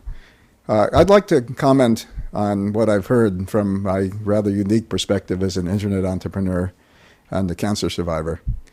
I was very impressed by the challenges that I heard about sharing data from clinical trials and the willingness of those in this community to try to overcome them. But there are two things that I didn't hear, which is, first, a compelling use case, a killer app, as we say in Silicon Valley, that would cause a mass movement to get a lot of people to share data for an important purpose. And secondly, something that has hair on fire urgency for patients. So putting those two together, I'd like to ask what it is that we can do starting today, not 2 years of research or studying standards or what have you, that can have a big impact on patient health and do it with the urgency that patients are demanding. And then the second thing that's related to that is what is it that each of us in this room can do to promote that mission? So I would say that at this point, we're at a unique moment in time, at the dawn of personalized genomic medicine, especially in cancer, and with the rush of next-generation sequencing coming into the clinic. We just don't have the data that we need in order to be able to use this information to make informed clinical choices. And clinical trials are useful only up to a point because of the fact that we're now recognizing that cancer is hundreds of diseases. So many of the trials that have happened in the past have had, done population statistics on groups of patients with hundreds of different diseases. And as we look ahead with hundreds, perhaps thousands of types of cancer and hundreds of targeted therapies in development that have to get used in cocktails, there's just not enough patients or time or money or specimens in order to be able to systematically and randomly execute that. And beyond that, 95% of patients don't get seen in clinical trials at all. So we have to use as our starting point, capturing longitudinal information about patients one at a time. And the lesson that I would point to is the experiments, the thousands of experiments that get done every day in oncology by 30,000 oncologists who are trying to do something to desperately save the lives of patients. And none of that information is getting captured to first order because, as was pointed out, there's not enough validation in one case to be able to make a point. So in order to capture the data from every patient, I'm going to suggest that we implement IOM's vision of a rapid learning community in cancer as the driving application, to be able to capture the genomic data and clinical data from every cancer patient, from every conceivable source, from clinical trials, of course, from electronic health records, and from the patients themselves, because they're the ones who have the natural instincts, the incentives to share, which no one else does. So we get started with them, and we use that data to create molecular models of subtypes of cancer and how to treat them. And then we get the data on patients whose treatments are informed by those models to continually update them so that, for example, if there are groups of patients in a subtype that respond and others don't respond, that subtype gets split and the research continues. As an implementation of this idea, we can start by getting patients to donate their data, as they can get access to it under HIPAA. And in terms of as more and more genomic data is getting into the medical records, that's going to become available under HIPAA. And we have to provide incentives to those patients to go through the effort of getting their data. And those incentives are straightforward. At the beginning, alerts, news, information from experts on what can be done by them in order to get better outcomes for their particular patients and for their particular disease, and most importantly, data from patients like them, how those patients were treated, what outcomes they had, so they can make informed choices. And then as far as research is concerned, I think the incentives are fairly straightforward. Full transparency was noted. I would say full transparency on what happens to my data, and the assurance that if something is found with my data, that I will be among the first to know about it, the first to be able to get in line for clinical trials and studies that will be a benefit from them. The advantage of knowing that there are thousands of eyeballs and thousands of machine learning applications that are going to be able to inform my treatment. So I'm going to put that data, or recommend putting that data, into the cloud. Every patient gets a URL to point to their data, and once that's done, that's going to unleash an ecosystem of third-party applications, services, and what have you that will build on that data and offer all kinds of third-party value in ways that we can't even anticipate, but that will have dramatic impact on health and on shortening the time that it will take for patients to get access to the best medicines. And I just point to some of the examples that John Wilbanks said, but bring that to bear on this particular thing. And then my final comment is that in terms of building out that ecosystem, everyone in this room has something to contribute, and everyone on the web for that matter as well. So pharma companies have trial data, which they can contribute, and for good reason, because once they do, they can then have access to the patients with very specific subtypes, which they can use to accelerate their trial recruitment. Labs can get business out of this in exchange for being able to quickly and economically genotype tumors and put that data into the commons under common consents of the kind that John Wilbanks talked about. Insurance companies can get access to information, the data that they need, knowing who to treat and who not to treat. And the IT companies that are here will have plenty of business hooking everyone up to this commons. So, and government regulations, of course, can be moved and can be expanded in order to be able to to facilitate this. For example, if we can get a requirement for CLIA certification to be that the data is made available to patients, that would be a big step forward.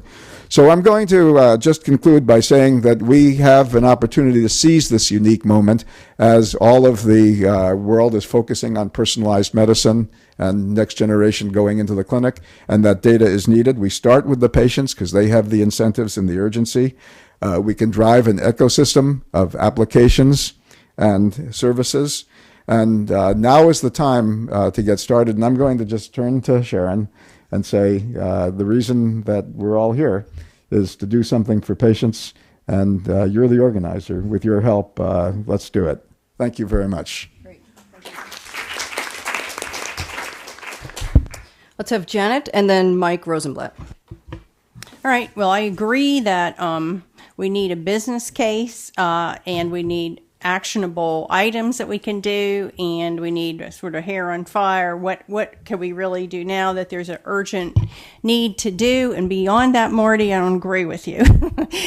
So what could we do now, and what are the compelling reasons to do that, and what parties could participate? All right. Number one, to use this social media and the power of the internet. You know, we have thousands of diseases where we don't know the natural history of that disease because they're rare and nobody's followed it. And that is the most important thing in contemplating any kind of medical intervention, is what happens to people over time and what is the burden of disease. And we can collect that information. I mean, it is a tragedy that most people's course of their illness is not used to further treatment of that illness. That's terrible. And in cancer, that is terrible. In cancer, I agree that we need to match up the targeted therapies with the genotypes, but I think we ought to do that in an orderly and systematic manner. I think the I-SPY trial that we are running is an example of that, but we need to move that out into the community and invite people who have cancer to get their tumors, get the genotypes or other types of measurements on their tumors, and then invite them, have a large-scale trial, which is a kind of data sharing across companies, across investigators, so that we can match people to the appropriate investigational and existing drugs that are most likely, to have effects on that tumor, and then adapt that trial over time, which is what we're doing in the I-SPY trial, to begin to select out those marker intervention pairs that are successful. Now, in clinical trials, what is the reason to share data?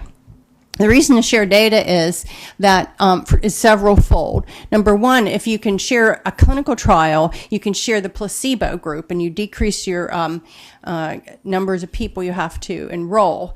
Number two, most clinical trials are not designed to answer all the questions you want to answer about anything, okay? They can only answer a few little questions. And so everybody complains about incomplete data. We have, in the past, combined clinical trials to get data about, for example, the safety of antidepressants, all right, et cetera, et cetera. These combined analyses. But much better would be actually to conduct the trials combined or of similar design, or at least combine them afterward. Registries and other types of combined data would be very important, and I think we could use the power of the internet to attract people. All these things are doable now and would not require tremendous effort, I think, on anyone's part. The data standards are very important. I heard that some people during the course of this discussion have downgraded that, but it gets to the quality and the utility of the data. If you call something different, and everyone calls it something different, you can construct an algorithm to lump all that together, but it takes a lot of work, okay, and it'll be slightly wrong, okay, because the Venn diagrams are overlapping. So much better is develop consensus standards of what we call things, all right, and for clinical trials, that's what we're doing with CFAST and CDISC and CPATH, and I think that we really need to push ahead on that. You don't have to standardize every data point, but certain things, I mean, for us, it's terrible. We have gender, okay, it can be female, it can be yes, it can be one, okay, but somebody else would decide female is 2, all right? So is it 1 or is it 2? And that's in the same company in different trials.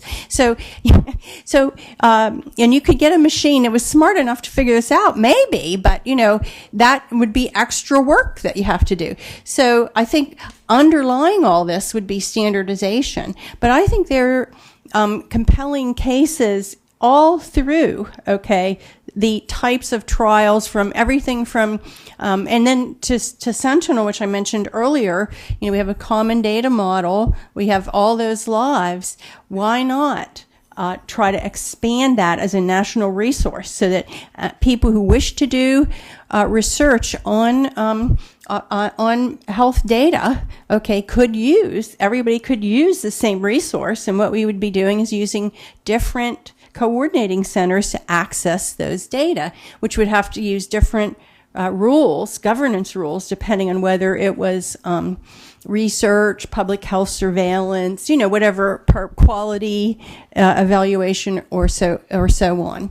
So I'll stop there, but that is my theory, is that I totally agree with you. We ought to think of actionable items. Everyone agrees that sharing clinical data is a public good, that the data are basically owned by the citizenry, and that we really need to figure out how to leverage these data as much as possible because it's so precious.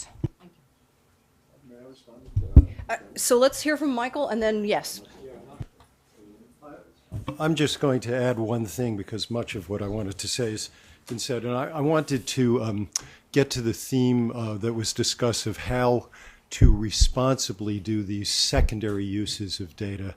Who should have access, and then how should it be disseminated? Because in many cases, the information that comes out of a secondary review will not be subject to the same kind of scrutiny and peer review as was done the first time, or even the same kind of expertise. I think there's a big role for the journals here to help set the standards for the field. So kind of who gets it and then how is it disseminated, I think will be key issues. And then the second thing is I was really struck by the very lucid explanation of levels of sharing that Steve Goodman gave us. And I think that could be the beginning of a practical roadmap here, because we're starting to build a bridge, but I think we could fail if we try to build that bridge too far all at once. And we could take some steps here. And I would say that we should start with ClinicalTrials.gov and get everybody to put their data up there. I mean, it's actually the law of the land, and we should do that, and then go from there to some of the steps nicely outlined. So that's it for me. Great, thanks very much. So if people will line up at the microphone for questions, and Marty, you can kick us off. Thank you. Janet, I just wanted to respond to a few of the things that you said. You first said that you like the iSpy protocol, which I like very much as well. And to simply say that what I have in mind in my proposal is to take iSpy to the next level and be able to apply it to all of the patients who are not engaged in formal trials, to essentially set up what Andy Grove has talked about when he talks about e-trials, to have a knowledge about each patient, de-identified, such that one can group those patients in whatever cohort one needs in order to be able to analyze the data of what you have, the treatment arm you're looking at, against an appropriately stratified control group. Secondly, you talked about Mini Sentinel as an infrastructure that you'd like to leverage. And I'm all for leveraging infrastructure to the extent that we can take something that's built. I don't want to reinvent anything. I would love. Everybody else does. Well, no, I think that the only way I'm looking actively for anyone who has infrastructure, and I heard many good projects that could be built on, but those have to be opened up for the driving purpose of being able to inform patient treatment decisions. You talked about, trying to read my own writing. Where's this? You talked about journals, and I guess you did, about journals. And one of the things about journals is they work very well for science, but they're very slow for medicine. The idea of being able to take a year of a review cycle, and not to mention escrow, when there's something in that paper that might affect the patient's life, is, to me, speaking with my survivor hat, unacceptable. And so there's an opportunity to be able to take what we're talking about in a rapid learning community and be able to make that an open peer review, post-publication peer review type of process where it gets widely scrutinized and but available to patients and doctors immediately with the appropriate strength of evidence indicated.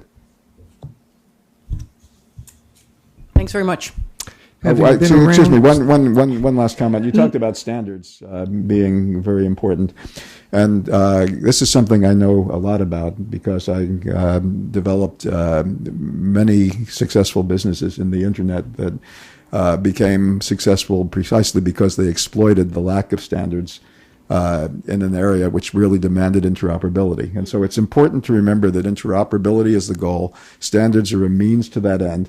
And when you have problems like one talks about females and one talks about 1-0s, that it involves a relatively small amount of time, typically a day or two, to be able to take a file in whatever form and map the metadata for that file once to whatever standard model you want to use. And then that data is interoperable with all the other data that has taken a day or two to map it. It's very easy for computers to translate females into one. I know, and that's a bad example, all right? So I use it because it's funny, and we do that. I mean, that is done already, and there's, say, a common data model. It's not easy if the doctors don't enter the phenotype of the patient. And that is, complexity of biology is not like the complexity of, like, marketing, in my opinion. And that's the problem we have. We have to have some this is where the data people and the biology people or the medicine people like go on different tracks, because we want to reduce sources of variability so we can make sense of what is an incredibly complex situation. And the data people say, oh, we just have enough data and we'll figure it all out. And it isn't true, okay? That's not true. That's not what I said, though. I know, but, well, that's what the sort of the IT side says. If we have enough data, well, we can map it or whatever. But what we've seen is, you have to get you have to have the patient's phenotype in there somewhere. You have to understand what the patient has, and if you can't construct that from bridging or a model or something like that, it has to go in there. So you have to force fit. You have to constrain that to get entered somehow. That's what the data standards are really for. Yes. Having been around Dr. Woodcock and Dr. Temple for 40 years, I know the rigor and quality issue. My biggest concern, and we were talking about journals, and the biggest problem we have is the publish or perish. If you don't have a resume with 50 articles, you may not get tenure. And we don't emphasize quality, we emphasize quantity in that process. And I think that we've all been exposed to it today in questioning quality of the data. Everyone says don't put Part 11 in as a requirement for a lot of stuff going on. But I know what I would trust and don't trust.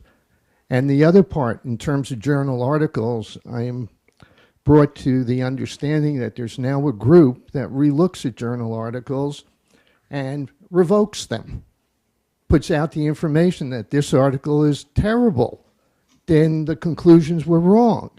And yet we see in medical practice that those same therapies are being applied, giving the same horrible results. So quality's got to be permeated, in my opinion, and we have to create the incentive for quality as opposed to quantity. I'd just like to say I agree with Josie. I think that most of the clinical data is pretty good, actually, although the interpretation is very difficult because biology is so complex. We don't have the outcome measures. But it's been published, and this is one of the problems, that say the targets, the published targets, say in cancer. And this, I was told by the directors of the cancer centers, that 70% of those are not replicable. Okay, so you go off and you try to replicate that target. Okay, and it's been published in a journal. It's just not on the internet or something. It's been published in a reputable journal, and you can't replicate it to turn it into a drug target, for example. So that's a severe quality problem. I would say the clinical is pretty good. I mean, the quality of pharmaceutical investigation is very good because there are all these standards that have to be followed. So I'm going to say something I think that was implicit in my remarks, and it relates directly to this quality, which is we keep talking about the disincentives to sharing, but many of those disincentives to sharing are incentives for researchers to produce the high-quality primary data. And that's the real dilemma that we have here. And there are many things that have been put forward, and I love both Marty's and John's vision for how the citizen scientists can contribute to the scientific enterprise. But whether that will produce meaningful conclusions, or what has to happen, how that has to be corralled, so it actually can produce reliable conclusions or either pseudo or real trials in the context of this. There is a fantasy that a lot of observational data will equal the quality of trial data, and sometimes that's true, and a lot of times it's not. And we have to be able to tell the difference, and we don't want to detour people into thinking they're engaged in a pseudo-scientific enterprise that doesn't provide the really reliable information. At the same time, we want to harness that energy. So how to do this exactly right? This is a balancing act here on both sides. We don't want to kill the golden goose. We don't want to kill the incentives to produce high-quality data, and we don't want to reduce the incentives to participate in rigorous research, which can, I think, occur to some extent on the internet or in other ways. But this is the challenge here, and it's not just one side or the other. I just wanted to emphasize, though, that I said I wanted to bootstrap off of patient data. Yeah. Because it's very hard to be able to get pharma companies or cancer centers to give us clinical trial data. In proposing this project, I'm perfectly happy to jumpstart it with a big bolus of data that all of you guys can contribute, because there's a reason to contribute it, because we will use that data together with experts and machine learning in order to be able to compile the best of what we know into what are the actionable subtypes today and how to treat them. And then if the patients get treated and they don't respond as expected, we will find that out very, very quickly and be able to continuously refine those models. I've seen some of the results of some of that, and I've seen recommendations given to patients who have cancer about what they should be treated with based on their genotype, and some of that was health fraud. Basically, it was so bad, and so I think we have to be very careful with people with a mortal disease, directing them based on a hypothesis. You know, with drug development, it's only about 1 in 10,000 compounds that actually that is a candidate that actually comes through. And even with all the work before clinical work and all the hypotheses and all the testing and in vitro work that's done, only 1 in 20 gets through the process and is actually useful. And that's like with 200 scientists working on it full time. So this is not a trivial exercise. It's not easy. And unitary hypotheses are usually wrong in the area of biology. It's very sad. Can I ask one question, though, of you, which is that we're not talking about running a trial with putting lots of patients at risk. Imagine that there's one patient who's an advanced patient who has exhausted all other options and is dying, right? And so that patient, with informed consent, has a choice of dying or trying something for which there is a strong community consensus that this might be something worth trying. Okay, this is an opportunity to do, I think, an ethical experiment in a human model much earlier than could be done previously. And likely it won't work. And either way, you'll learn a lot. Yeah, one of my jobs is that I head the National Center for Complementary and Alternative Medicine, and it won't surprise people in this room to say that I've become a bit of a skeptic about many of these issues. And I do want to echo what Dr. Woodcock has said about the need for caution in this arena. And actually, when you have very large data sets, you can have signals that look significant, even when they really aren't. Yeah. So I have a colleague who reminds me of that pitfall with large observational data, which is that because you can get such power out of it, you can get precisely the wrong answer. On the other hand, I think the idea is right, but I think it ought to be done in an I Spy type of manner. We're right now we're talking about taking I Spy to the community. All right, and so there you go to the community doctors, you offer them, we'll genotype your patients, or we'll do these biomarkers on them, and then you offer them therapy. All right, but it isn't in a just sort of like that. It's in okay, you're part of an experiment, okay, that is randomized, okay, and we'll offer you this therapy or that therapy, either of which we think we're in equipoise about whether they could help you or not. And then you adapt as you learn, and you converge on those that are becoming most successful. Laura Esserman is one of our advisors, and I'd be very open to, the scientists are part of this community, and I think that one of the keys benefits for scientists is when patients are in the same subtype and some respond and some don't, right? That's how science gets done. So I would, I'm not trying to rule out any of those things. I'm not a cowboy. I'm trying very hard to find a way to balance the need for urgency in getting something done with the natural tendency of the world to move at a speed which is frustrating to an internet guy. Thanks. One of the dangers of data sharing that's come up a couple times this morning is the potential for misleading secondary analyses of that data. And since I consider myself someone who really is for greater openness in data sharing, that worries me tremendously because I can see it as tearing down this huge house that we're trying to build here. And I learn best through case studies and examples. So I'd like to ask for a list of those that have occurred in the past. And one that I've heard an individual mention to me is the Andrew Wakefield case with MMR vaccine. That had nothing to do with a secondary analysis of data and data sharing. So what are the examples that are most poignant? For example, Dr. Rosenblatt, you talked about this danger. I don't know if there are some in your mind, perhaps, that speak to you strongly about this danger. I have one. The large data sets from the United States Renal Data System failed to identify the dangers associated with high doses of EPO, and in fact suggested that it was in fact beneficial in the dialysis population.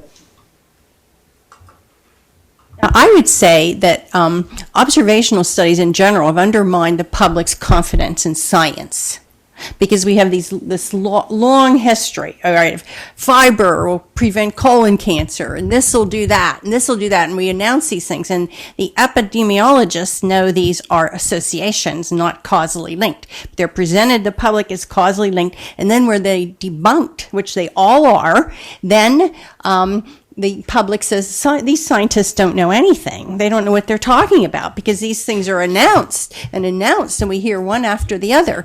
Same would be with some of these retrospective subgroup analyses.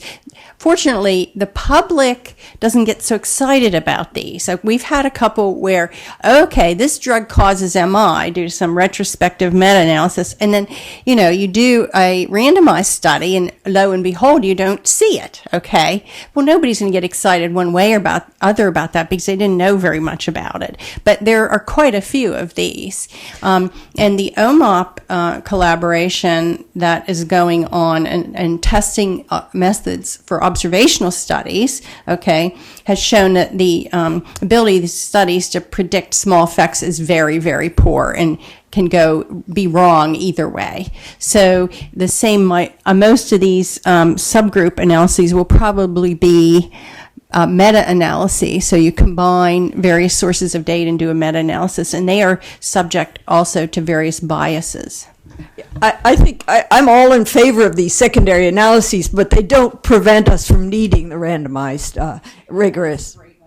Oh yeah, we just thought about the best one, the one that caused the most feeling of betrayal, okay, amongst the public was estrogen and preventing myocardial infarction, okay. I was told years ago, I was told FDA should approve this drug for prevention of MI, because they had calculated how many lives would be saved, okay, by approving estrogen for prevention of MI. And FDA, of course, refused, because there had been no randomized studies on this, and the rest is history.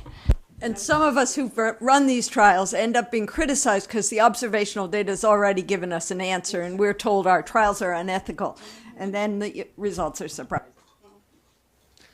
So what I've learned from this evening, that I didn't realize before, is that data can be bad and analyses can be invalid. And this is raised by data sharing, that observational data needs to be confirmed by randomized trial. This has got nothing to do with data sharing whatsoever, okay? Something like the WHI and the whole epidemiology that was based on has nothing to do with data sharing. It worked, the process worked exactly how it should have worked.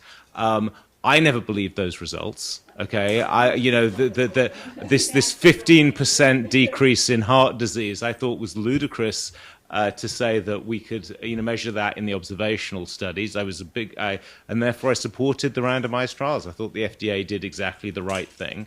I don't think shutting off it. What if we'd said the Nurses' Health Study, let's restrict those data, let's not share them, so that saying we shouldn't share data. Well, hang on, but that was the point, is that people are bringing up as an argument against No, data I sharing. actually don't think that's at all. I think that that's people are explicitly being been raised by the panel. Not is at that all. it is a well, people are nodding with me here. No, we're just And talking about not only potential that, in my limitations that people who work in the field should appreciate, just like there's potential limitations with the data when it's generated in its original form. So we're just go into fields with your eyes open. Nobody's saying not to use it. I think that's overreacting to what you've heard, in all honesty. Well, let me say, it's not overreacting, because I'm a statistician, and I have, if you go back and read my article, the very first thing that was basically said in response to my request for data was, I'm not going to give you your data because you might do an invalid analysis of it, okay? So this is not an overreaction. This is widely used to prevent individuals accessing data. And People I do who do not original research get bad reviews, get criticism. I know, That's I know. part of the scientific discourse. No, and that's honestly, I think that's what's going on here. Nobody's saying. I think everybody, No. including myself, came in here advocating for data sharing, Okay. just to be on the record. All right. And clear about it. Well, okay. great. Well, then let's be very clear about this. You advocate data sharing. You're raising this as a potential problem. You have to be very. Talked about the benefits. Right. Okay. What I'm saying is, this, as a practicing statistician who has tried to obtain data sets, and people have said you can't have them in case invalid analyses are done. Yeah. I think we have to be very, very careful when we have people at the panel saying, well, this is a downside of data sharing. And I've been a practicing physician, and we have to be very careful about the best interests of patients. And we're trying to find a way here, all of us together, to reconcile that. The concerns I meant to echo were concerns about internet-based analyses. For example, data on the predictability of a given SNP of disease. And those are areas where I think a number of us are concerned that very large data sets might be generated without proper attention to the true predictive value of that data. And that's really being driven not by scientific reanalysis of data, but by a marketplace that's using data in ways that may not be appropriate. So I just want to echo something that Marty Tenenbaum pointed out, and the dialogue with Janet Woodcock. With the I-SPY model, with the foundation of the NIH, a number of us have been involved in another experiment out there called the Alzheimer's Disease Neuroimaging Initiative, which is, in fact, sort of what I think you want. It's naturalistic. Society shares. Just to remind everybody, we didn't put it on the program, but just to remind people, I mean, because it is the example that we took the risk. We started planning this in 2000. All the data goes on the internet immediately. Genetic data. Somehow, I don't know how we got around it. We got the privacy issues. I mean, we have people's genetic data. We have their brain imaging data. We have their cognitive data, healthy volunteers, MCI. This has been repeated. It's going to go on for another several years. As far as I know, we're sharing on the data citations. I've suddenly found that my CV is much longer than I ever dreamed it would be, because I get, just following the model that Dr. Acton puts out. We have this whole long list of us. We all get cited whenever a paper shows up. I think, wow. So all this is going on. And so far, I'm not aware of any downsides. Okay, that's all I'm trying to say. Well, this is So- these observational. I just wanted to point that out. Yeah, these You can do observational this. natural history studies. The ADNI has stimulated drug development in Alzheimer's, which is a national priority, and so it has also enabled it because we understand the biomarkers to look for, and we understand more about the course of the disease. So that's been a tremendous enabler. And basically, what they did is follow people and got biomarkers on them and saw what happened to them. Yeah, but they did it in a rigorous manner, right? The one comment that I made in passing was that cancer being hundreds or thousands of diseases, hundreds of targeted therapies having to be used in cocktails maybe to manage it like AIDS. I don't know how we can continue the current system of trials. It'll break down. There's not enough patients to go Current around. system of trials is completely broken already, right? And so, it could break down further. We need to have wide community-based intake and match people to investigational therapies based on their signatures. Okay, agreed. But I'm saying we need to do that in a organized, systematic manner and do that from the get-go. I think just sort of collecting, because collecting people, we don't know when their tumor was biopsied. We don't know what test was applied to their tumor. There's enough complexity already without adding this other layer of uncertainty on it. I would love to work with you, the FDA, and others in this room to make that happen. I mean, that is my own organization, Cancer Commons, is meant to be a connecting point, not to do any work per se, but to connect I-SPY to thousands of patients through advocacy groups, for example. Yeah, well, we're talking about a large lung cancer trial that's an ongoing trial with the Friends of Cancer Research soon that would, be take in agents continuously. So the trial is constantly stood up and is a resource, and the patients and the investigational agents are taken into that with the actual goal of matching the profiles against the drugs. So I would love to figure out a way to connect to that, given that we have a very active lung cancer rapid learning community that's going right now. One last question quickly. It goes back to the elementary stuff we all learned undergraduate. Observational data leads to hypothesis. And then you test the hypothesis.